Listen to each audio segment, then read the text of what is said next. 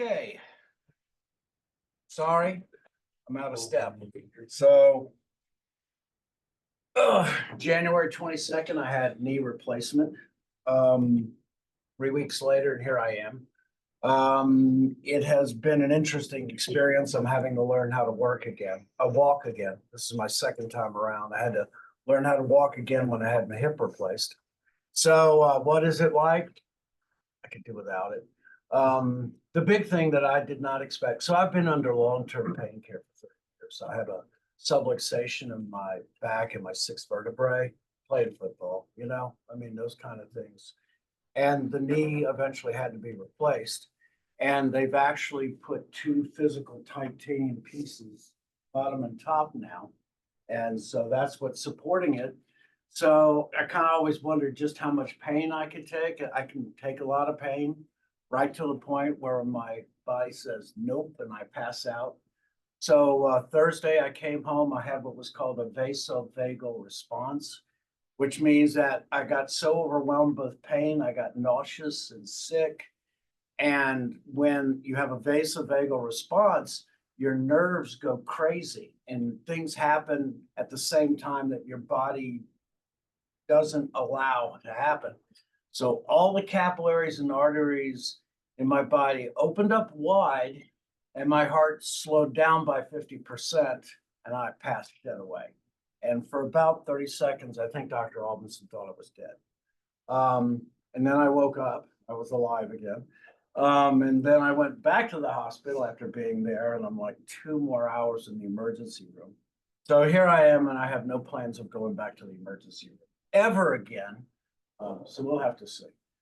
But here I am, I'm using the cane. I use the cane mostly because I'm trying to figure out how to walk again.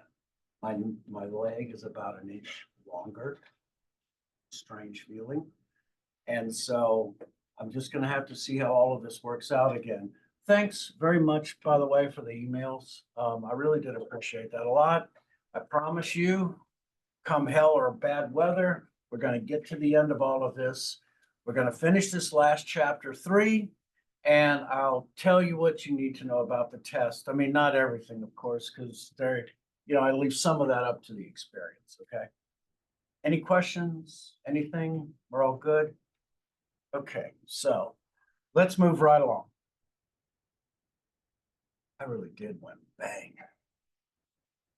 Yeah, I think I'm a tough guy. Eat nails and spit tacks. Yeah. Anyway. So the last part of this chapter is,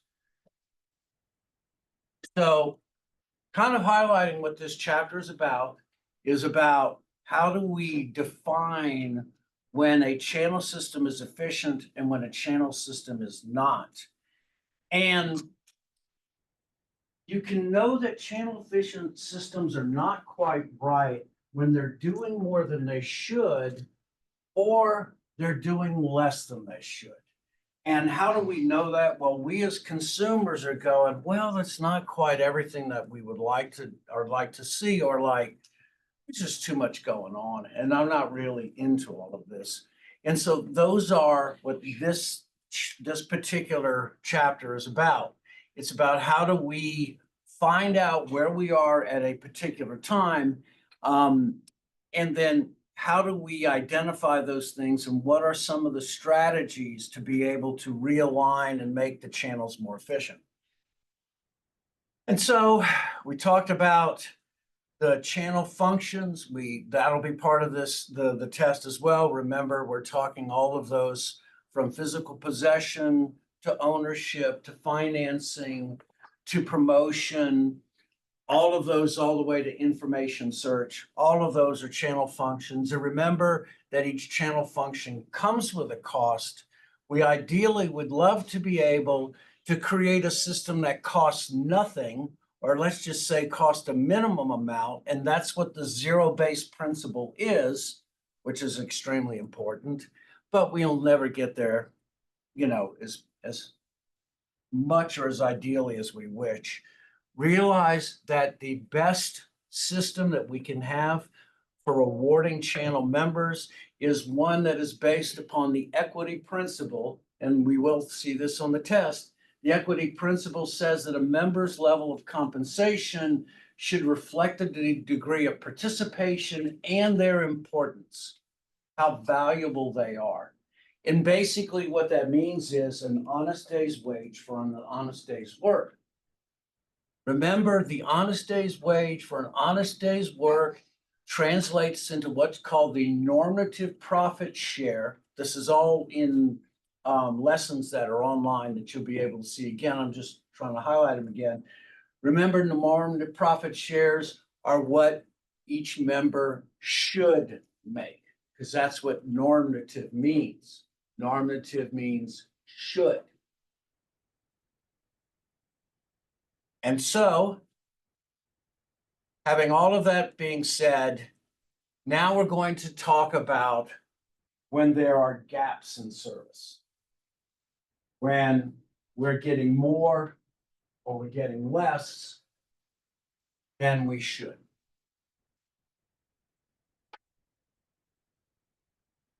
And so, what can happen is many times we as members have not very carefully thought about the end users and their demands for service outputs. The consumer may want more than we're giving them. Or even worse, the consumer may want less. And they may even be frustrated by the number of different options that we might have.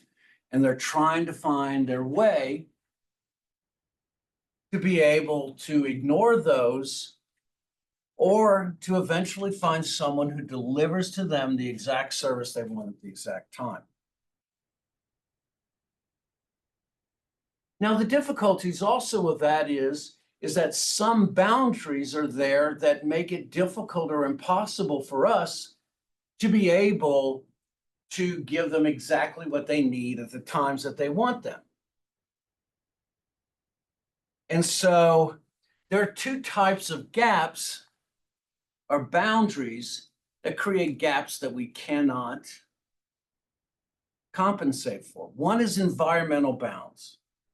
Environmental bounds are those bounds that are outside of the nature or the industry in which we work in, which are beyond our ability to subject any change.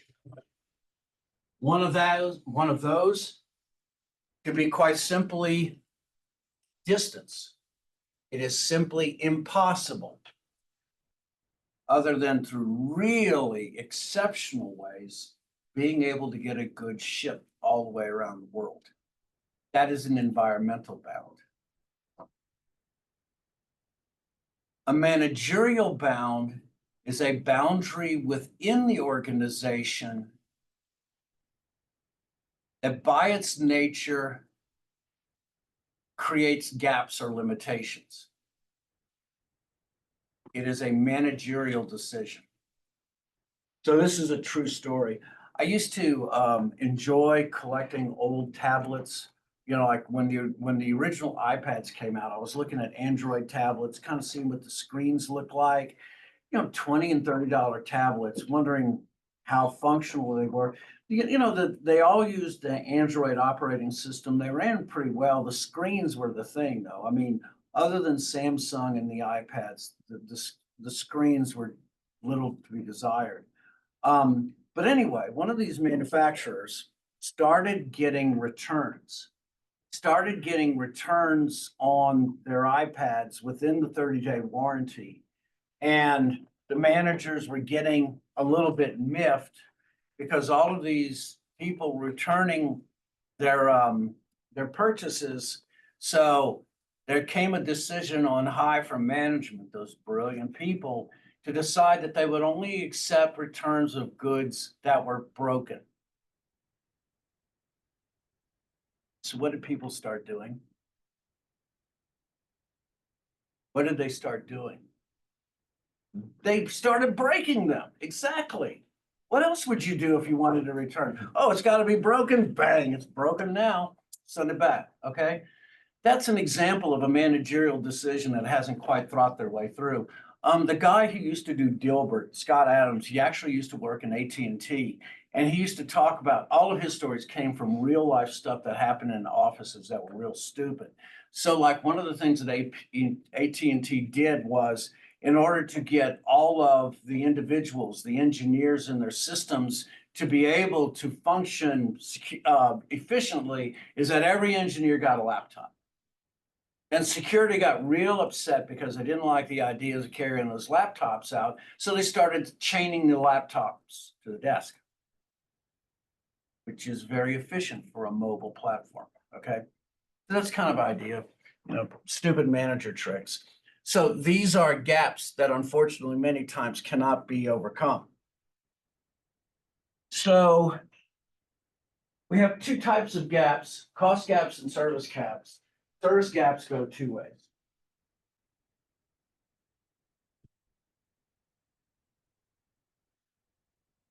So a service gap, a service gap can be the service supplied is less than the service demanded. And so the shorthand is SS is less than SD. That's going one way. The other way is a service gap. The service supplied is greater than the service demanded. Service supplied is less than demanded. Service supplied is greater than demanded. So to give you an idea or an example of this, I'm going to talk about, in my era, an example of when the service supplied was less than the service demanded. So when I grew up, these are what are known as 45s. They were called 45s. They were singles. So in other words, it had only one song on it. And it was called a 45 because it spun at 45 revolutions a minute. And that's why they called it that. Larger records were called LPs, long playing. Now, I want you to think of a record as being a density like a hard drive, okay? Because that's exactly what a vinyl record is. And originally when they came out, the density was not that big. So you had these huge 12-inch platters that were spinning at 78 revolutions a minute to be able to store the density of music on a big record. Well, they got better and they were able to increase the density on that. And long playing albums, you would, instead of playing at 78 revolutions, it would play at 33 1/3. George Harrison had a famous album called 33 1/3. And so that's when you use the long playing albums. However, 45s were used for singles. Top 40 in the United States, which were the top 40 selling songs in the US from 1946, I think, until it ended in 2004, maybe earlier than that, were how many of these singles were sold in a given week. You had an A side and you had a B side. And there's an old thing, if you look on YouTube about what are the B-side single successes, the B-side was always a trash. It was kind of a song that just threw along. But every once in a while, there would be a song on the B-side that made it big. Kung Fu Fighting was a B-side hit. Anyway, I'm going on. You use this little thing in the middle to be able to put the 45 in there, all right? And this is how I played my singles in an afternoon. I bought singles instead of long playing ones. I'd have 15, 10, 15 like this. I'd put them on my record player. And while I'd work in the afternoon, that's how I did it. That's how I played my singles. So along came in the 70s and 80s compact discs. So compact discs had the advantages over vinyl in that they were enclosed and they were safe. But the problem that happened with vinyl records is, unfortunately, with compact disc is they did away with singles. Now, it didn't do away with our desire to want them. We still wanted singles, but how were we going to get them? Well, there was a technology in the 70s that was being developed called MP3s. And MP3 was a digital recording of an audio format And sometime around 1991, 1992, when the internet was first in its infancy and they had dial-up internet, there was this little company called Napster that came along. And Napster allowed you to share whatever records you might have had on your computers. You started to see this merging of technologies in the 90s. You could play your record player, you could plug it into your computer. The computer would make a digital format. And once you stored it in this location, you could log on to the internet with Napster and you could share your songs and somebody else could see your songs at the same time. This is also the time when viruses came along at the same time. So you would see this, and this would be like the progress of downloading a particular song that you wanted. But this is how we fix things. The service supplied was less than the service demanded, and consumers found a way. Now, the difficulty and the danger is thinking that price is going to solve everything. It doesn't. So around in the 90s, you started to see the record industry have this downturn in sales, and they correctly seized as this on the problem. And so what the record industry said is, why don't we drop the prices by 50%? And basically what it did is it cratered the record industry at that time, because it's not what the fix was. The fix was people wanted singles. And eventually this is the thing that that Apple solved finally when they started coming out with their sharing program. Service supplied is less than the service demanded. Well, at the same time, you also had problems where the service supplied was greater than the service demanded. So in every small town, in every location, you had record shops. And so the record shops, even in a small town the size of Boone, you might have 4 of them, even 5. And you would go get your records at that shop. You might have a local section. It would be huge. You'd be able to browse through whatever you want. Some of the even better ones, believe it or not, these are booths. These are in New York. You could actually take the LP, you could listen to the entire LP, and then you could buy it. That was in the 50s. And then pretty soon they moved on to head shops and blacklight stuff and those kind of things. Of course, I never went in any of those, but this is what a record or a head shop became. But the service supplied was greater than the service demanded, and record stores went out. And that was a problem. Same thing with Blockbuster. When Blockbuster came along, you would spend the Fridays racing to the Blockbuster because you wanted to get the videos before somebody else got there. Well, this little corporation in CES, the Consumer Electronics show of 2002, showed this interesting red box called Redbox that said that you didn't have to go to a large place. You could just get one from a kiosk. And of course, streaming has come along, and now we've just gone further and further. So, service gaps. Service supplied, less than service demanded. Service supplied, greater than service demanded.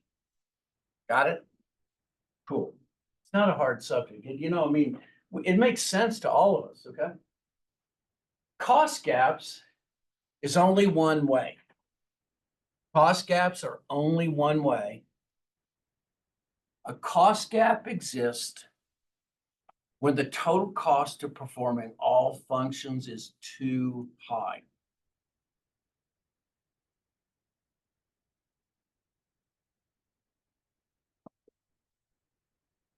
This may be because of unnecessary services.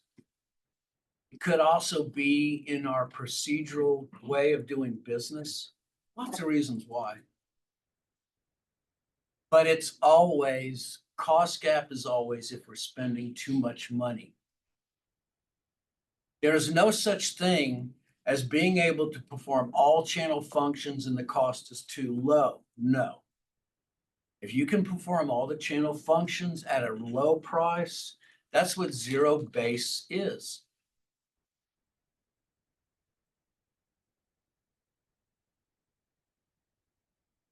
And so many times what happens with cost gaps is basically either they get solved or they're gone. It's either one or the other. I found it interesting to look at, see how the movie theaters have kind of have kind of bent with things now. I find it interesting that now it's assigned seating. I'm not sure the benefits why, other than there may be some kind of, well, what am I trying to think? Some kind of desired extra ambiance you have from having an assigned seat. I'm not really sure. I just know it costs a heck of a lot of money to send my daughter to watch Wicked now. But cost gaps, okay? All right. So this is a very interesting little rubric here, but you don't have to remember it. I mean, just remember service gaps can go in both directions. Cost gaps only go in one. And the most efficient system is when the service demanded equals the service supply. I was reading some very interesting about, have you heard Starbucks has had a major downturn in like the last year and a half? A lot of that has kind of happened, especially because of COVID, but also Starbucks has heavily invested now in their apps and their drive-up service. And the implication of a coffee at Starbucks is far more than just the coffee itself. It's the ambiance, especially with being inside. And because Starbucks has kind of cut that off, we have this difficulty where the service supplied is less than the service demanded. And I went into the Starbucks here just out of curiosity, and my daughter wanted breakfast. And I kind of scoped things out, and it is awful bare in there. I mean, it's not the Starbucks that I thought it was. So it'll be interesting to see how they solve that. But just remember, gaps can go either direction. And just remember, how do we go about dealing with gaps?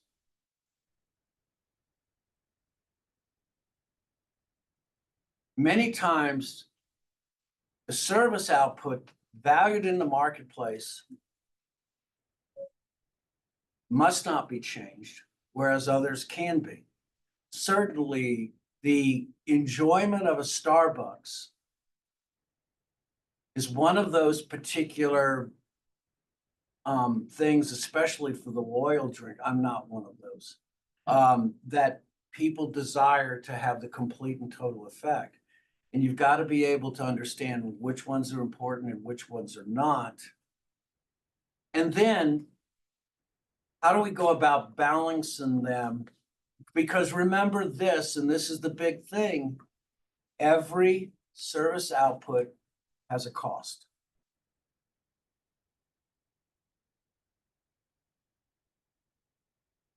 And so how do we put things off, or how do we go about moving those back and forth to maximize their effects?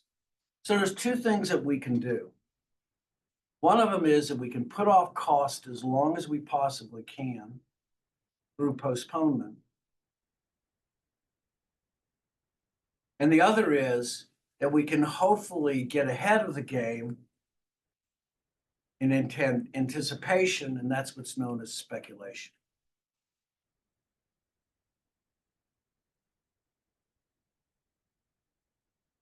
So we have two airlines in the United States, Southwest and Delta, both very unique and specialized in the way that they handle their gaps and how they go about tackling those issues. And a lot of it has to do with how much risk are you willing to take. So Southwest is willing to invest in postponement to put those costs off as long as they possibly can. So the way Southwest does this is especially when it comes to fuel prices. Southwest will only bank, which means have in reserve about 30% of all the fuel reserves they need in order to run their airline. The rest, they use special buying agents to buy their fuel on the open market. Southwest is made out like a bandit. They're brilliant at this. Delta tried it and they lost their shirt. Delta believes in speculation. Delta believes so much in speculation that they bought a petroleum plant in Pennsylvania to produce jet fuel. Because quite simply, they can't handle the risk on an open market. And interestingly enough, they're good at it. And as a matter of fact, they're going to make $1.6 billion on selling the excess fuel that they manufacture. So whatever floats your boat, each corporation might have their own way of doing it. So postponement and speculation. You find with book publishers, they favor speculation. They want to be able to have the books available. I mean, just think if you were sitting on Harry Potter, just when Harry Potter was at the very beginning. The first initial run of Harry Potter, I believe, was 500,000. The last book, 7, the first run, I think, was 8 million books. That's because you favor speculation and you got the economies of scale working. Now, end users, we believe and enjoy postponement. We want to be able to put those as long as we can, because the longer that it takes for us to get those things, then the money in the long run is less expensive for us to use at the end than it is at the beginning. Now, of course, it's easy to be postponing in the electronic book channel, because what's the cost? But end users are willing to speculate, especially when it's a big desired product.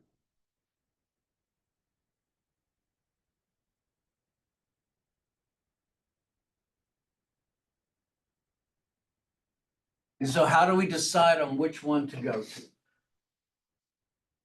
Depends what's the cost of the speculation, what's the risk, what is the intensity for the demand for that good, and how about a quick delivery? So I've talked about Nintendo when the Wii came out. You know, they invested in as much speculation as they possibly could. And consumers, especially when it comes to Christmas goods, do invest in postponement, but they went way overboard in speculation, especially with the Wii, because it was just on fire at the time. Okay. It's all about the intensity, demand, desire, and willingness, and the ability for the channels to be able to supply those goods.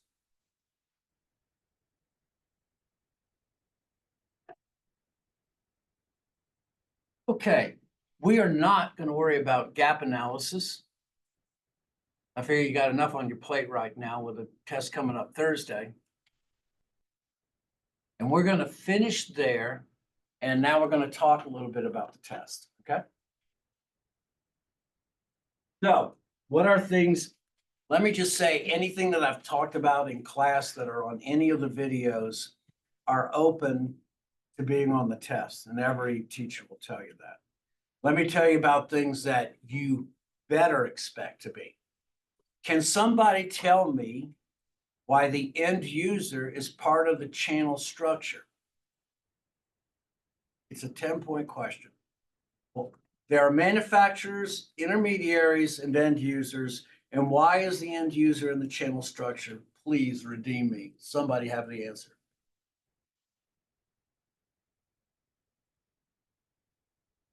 First day. I know it's like past history. Why is the end user part of the channel system?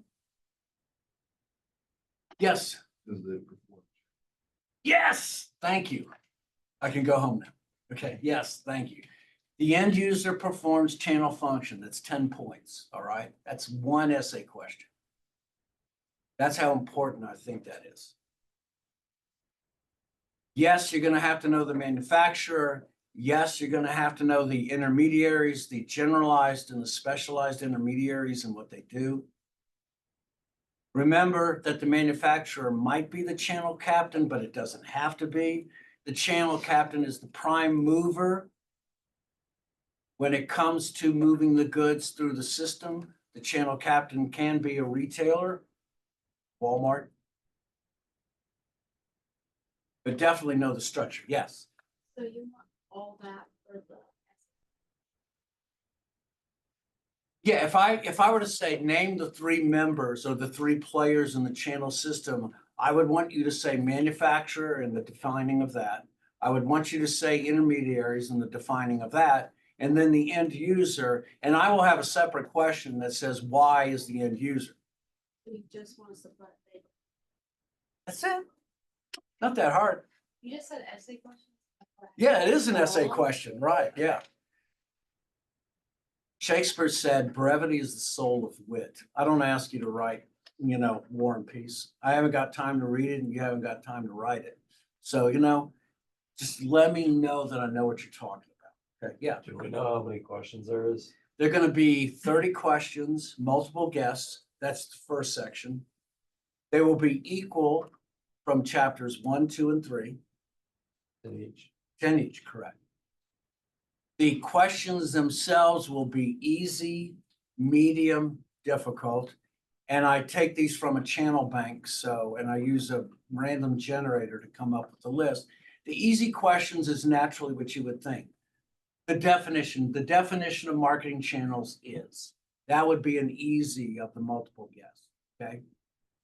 A more difficult one might be as, Bill decided he's going to avoid paying for the subscription and wait to the end of the year. This is an example of postponement. That would be an example of another one. And then a third one of even more difficult would be a longer question that talks about a scenario, and there may be 3 answers that are good and you got to choose the best. All right.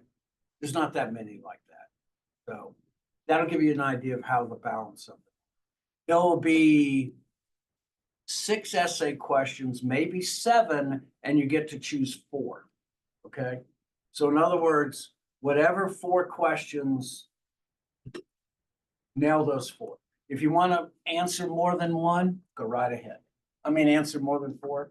I'll give you the top, the top grades out of the however many you answer. Okay. I will probably have a couple of 3 bonus questions in there that are 2-pointers. So usually you're looking at about 104 points out of a possible 100 score. Okay. So, if you got 104, good for you. All right. It would only show up as 100 on As You Learn because that's as far as it goes.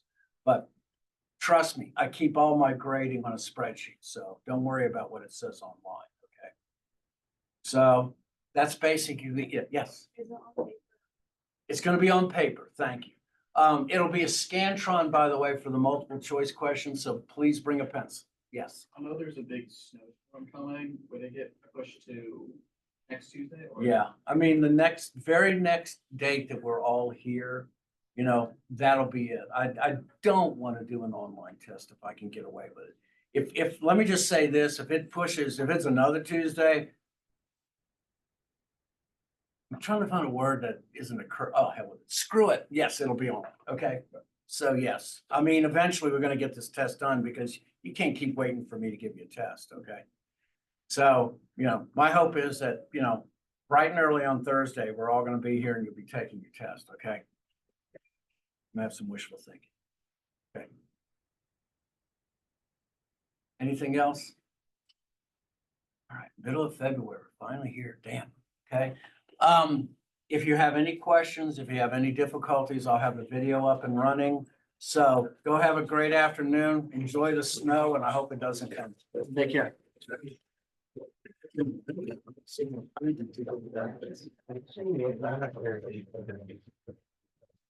Unless it snows.